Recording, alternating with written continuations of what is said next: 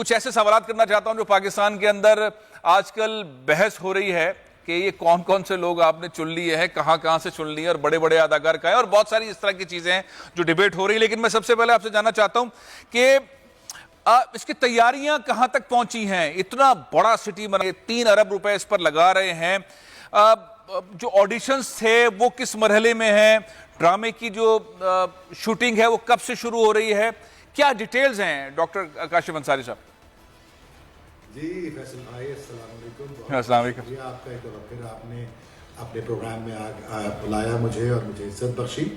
جہاں تک آپ کا سوال ہے سلطان صلاح الدین ایوبی کے حوالے سے, ماشاءاللہ بہت تیزی سے اس کے اسکرپٹ پر اور اس کے پورے اسکرین پلے پہ بہت تیزی سے کام ہو رہا ہے جی. اور ماشاءاللہ سے میں آپ کو یہ خوشخبری آپ کے چینل کے تھرو تمام ناظرین تک پہنچا دوں کہ اسکرپٹ تقریباً پہلے سیزن کا جو ہے وہ مکمل ہوا چاہتا ہے. مارچ کے پہلے ہفتے تک ہم امید کر رہے ہیں کہ ہمارے ہاتھ میں مکمل اسکرپٹ آ جائے گا, اور اس کے ساتھ ساتھ جیسے جیسے اسکرپٹ لکھا جا رہا ہے ویسے ویسے اس کی رول آئیڈینٹیفیکیشن بھی ہو رہی ہے ماشاءاللہ. اور رول آئیڈینٹیفیکیشن میں تقریباً 40 کے قریب جو ہے مین کیریکٹرز آئیڈینٹیفائی ہوئے ہیں, جس میں سے تقریباً 10 کیریکٹرز پاکستان سے ہوں گے اور 30 جو ہیں وہ انشاءاللہ تعالیٰ ترکی سے ہوں گے. جس طرح سے ہمارا پلان ہے کہ 25% اداکار پاکستان سے لیے جائیں گے. اب جہاں تک آڈیشن کا سوال ہے, پاکستان میں آڈیشن مکمل ہو چکے ہیں. 61 لوگوں کو جو ہیں وہ گولڈن ٹکٹ ملے ہیں, اور انشاءاللہ تعالیٰ جیسے جیسے ان کے رولز آئیڈینٹیفائی ہوں گے, جس طرح سے لوگ آگے ان کی ضرورت ہوگی ان کو ترکی بلایا جائے گا, اور ان کے رولز ان کو سمجھا کے ڈرامے کا حصہ وہ بنتے چلے جائیں گے انشاءاللہ. اچھا, ساتھ ساتھ یہ بھی ہو رہا ہے کہ ترکی کے جو اداکار ہیں ان کی جو آئیڈینٹیفیکیشن ہے وہ بھی مکمل ہو چکی ہے تقریباً, اور ان تک اسکرپٹ وہی مارچ کے پہلے ہفتے میں پہنچے گا, اور مارچ کا مہینہ وہ اسکرپٹ کو پڑھنے میں اور اس کو سمجھنے میں اور اس کے اندر اپنے آپ کو ڈھالنے میں گزاریں گے.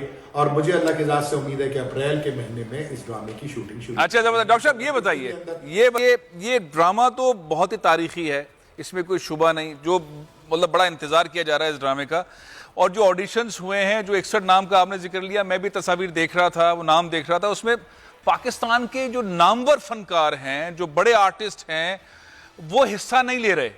بڑے بڑے نام ہماری فلموں کے, ہمارے ڈراموں کے بڑے آرٹسٹ وہ حصہ نہیں لے رہے, ان 61 لوگوں میں شامل نہیں ہے. اس کی وجہ کیا ہے بھائی؟ یہ ایک بہت سنجیدہ اور بہت ہی اچھا سوال ہے, کیونکہ یہ بات میری بھی لوگوں نے جو ہے میری گوش گزار کی, اور بہت سی جگہوں سے میں نے سنا اور دیکھا بھی اور پڑھا بھی کہ لوگوں کو اعتراض ہے کہ پاکستان کے جو بڑے اداکار ہیں, بہت بڑے بڑے نام ہیں, وہ اس ڈرامے کا حصہ کیوں نہیں ہے.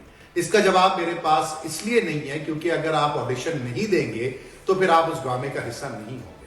اور یہ ضرور ہے کہ ہمیں کہا گیا ہے, اور ممکن ہے کہ بعد میں ڈاکٹر جنید علی شاہ جو کہ اس ڈرامے کے میرے ساتھ ایگزیکٹو پروڈیوسر ہیں, اور پھر ہم ایکلی فلمز کے ڈائریکٹر امریکونک صاحب کے ساتھ بیٹھ کے اس موضوع پہ بات کریں اور کوئی اس کا حل نکالیں, کیونکہ ہم سے کہا گیا ہے کہ پاکستان کے کچھ بڑے ناموں کو اس میں ضرور ڈالا جائے تاکہ ان کی شناخت پاکستان کے حوالے سے جس طرح سے پہلے سے موجود ہے, مزید انٹرنیشنل پلیٹ فارم پہ آ کے ان کی شناخت میں اضافہ ہو اور وہ پاکستان کے پرچم کو مزید بلند کرے. دیکھیے, اگر بڑے ایکٹرز نہیں آئے آڈیشن میں تو اس میں ہمارا کیا قصور ہے؟ پہلی بات تو یہ. دوسری بات یہ کہ یہ ملک جو 74-75 سال سے سسک رہا ہے اور پریشان ہے, اور یہاں کے عوام ہر وقت ایک بات کی شکایت کرتے ہیں کہ جناب جان پہچان سے اور اپنے واسطوں سے اور اپنے اچھا ڈاکٹر کاشف چل رہا نہیں ہے, لیکن کچھ خواتین سلیکٹ ہو گئی ہیں ان 61 جو ہمارے پاکستانی فنکار ہیں, ان کے اوپر سوشل میڈیا پہ بڑے اعتراضات ہو رہے ہیں. میں نام نہیں لینا چاہتا, وہ ہماری فنکار ہے, لیکن لوگوں کی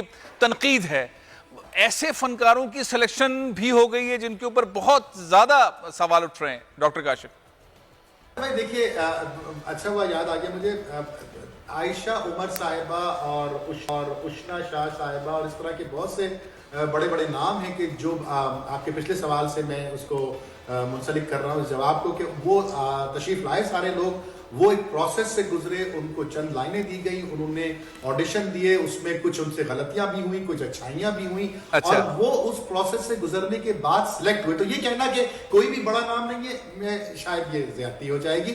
بڑے بڑے نام بھی موجود ہیں, اور وہ یقیناً اپنے ایک پروسیس سے گزر کر آئے ہیں, اور انہوں نے ثابت کیا ہے کہ اگر عام انسان اس پورے پروسیس سے گزر سکتا ہے تو ہم بھی گزر سکتے ہیں. یہی وہ المیہ ہے اس قوم کا کہ ایلیٹ کلاس ہر چیز میں, ہر ہر ڈپارٹمنٹ میں ایلیٹ کلاس ہے, ہر ڈپارٹمنٹ میں جان پہچان ہے, ہر ڈپارٹمنٹ میں ایک دوسرے کے ٹانگ کھینچنے کا معاملہ ہے, لیکن ہم نے اس کو بالکل سرے سے ختم کر دیا. اور ہم نے دیکھا کہ بڑے بڑے ایکٹروں نے بھی دھوپ میں کھڑے ہو کے لائنیں لگائی ہیں, پانی کی بوتلیں اپنے بغل میں دبا کے کھڑے ہوئے, پسینے صاف کر رہے تھے. وہ اکتوبر کا مہینہ کراچی اور لاہور میں گرمی کم نہیں تھی. تو اگر ایسا کچھ سلسلہ تھا تو اس کی وجہ سے وہ ساتھ, لیکن وہ میرٹ کی بنیاد پر سلیکٹ ہوئے, اور جب وہ میرٹ کی بنیاد پر سلیکٹ ہوں گے تو وہ اس پروجیکٹ کا حصہ بنیں گے. تو یہ میں آپ کے کانسیپٹ کو کلیئر کر دوں اور آپ کے ناظرین تک. چلیں ٹھیک ہے ڈاکٹر صاحب, ایک اور اہم, پاکستان میں جو ڈرامے ہوتے ہیں, جو ہمارے ڈرامے ہیں, ان کے اندر عریانیت بالکل نہیں ہوتی. ہمارے ڈرامے, ہمارے اسکرپٹ, ہمارے فنکار جو پاکستانی چینلز پہ چل رہے ہیں, کسی بھی نیٹ ورک کا چینل ہو, ہمارے ڈرامے بڑے ہٹ ہیں. میں ان چینلز نیٹ ورک کے نام نہیں لیتا, لیکن ایکسٹرا آرڈنری ہیں. اچھا, ٹرکی کے جو ڈرامے ہوتے ہیں اس میں بہت سارے معاملات ایسے ہوتے ہیں کہ جس کے اندر آپ شاید فیملی کے ساتھ بیٹھ کر نہیں دیکھ سکتے ہیں سوائے ارطغرل کے. صلاح الدین ایوبی مجھے لگتا ہے اسی طرح کا ہوگا. دوسرا یہ کہ پاکستانی ڈراموں کے بارے میں ہمارے بہت سارے پروڈیوسرز, ایون چینل کے مالکان یہ کہتے ہیں کہ اگر ہم تھوڑا سا بھی اپنا کلچر کو چینج کریں تو نیٹ فلکس جیسے نیٹ ورکس پہ ہمارے ڈرامے چلے جائیں گے, لیکن ہم کمپرومائز نہیں کرتے اپنے کلچر میں. یہاں پر اس حوالے سے آپ کیا کہیں گے؟ یہ ڈرامہ آپ کا نیٹ فلکس پر چلے گا, اس میں وہی معاملات ہوں گے, یا ارطغرل کی طرح کا ہی انوائرمنٹ ہوگا؟ فیصل بھائی دیکھیے, میں نے پہلے بھی آپ سے یہ عرض کیا کہ ہم لوگوں کو ساتھ لے کے چلنا چاہتے ہیں. ہم کامن گراؤنڈ پہ بات کرنا چاہتے ہیں, ہم کنٹروورسیز میں نہیں پڑنا چاہتے.